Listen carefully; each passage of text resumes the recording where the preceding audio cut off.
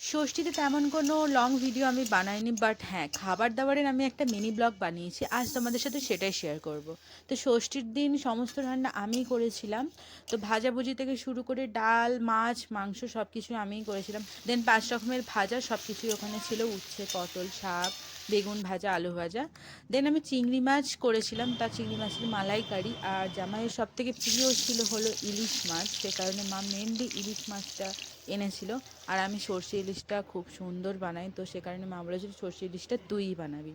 তারপর মা এখানে আশীর্বাদ করে নিচ্ছে, এখানে ফল মিষ্টি যা থাকে ৫ রকমের মিষ্টি, দই, চিড়ে, ফল, খই, মুরগি, তো সব কিছু দিয়ে আশীর্বাদের শেষে। আর এই হলো আমাদের মেন মেনু: ৫ রকমের ভাজাভুজি, আমের চাটনি, মাটন ছিল, আর চিংড়ি মাছের মালাইকারি, মাছের মাথা দিয়ে ডাল, আর সর্ষে ইলিশ। সমস্ত রান্নার ফাঁকে আমি এইটুকুই ভিডিও করতে পেরেছি, আশা করি তোমাদের ভালো লাগবে। তো এই হলো আমাদের ষষ্ঠীর ভুড়ি।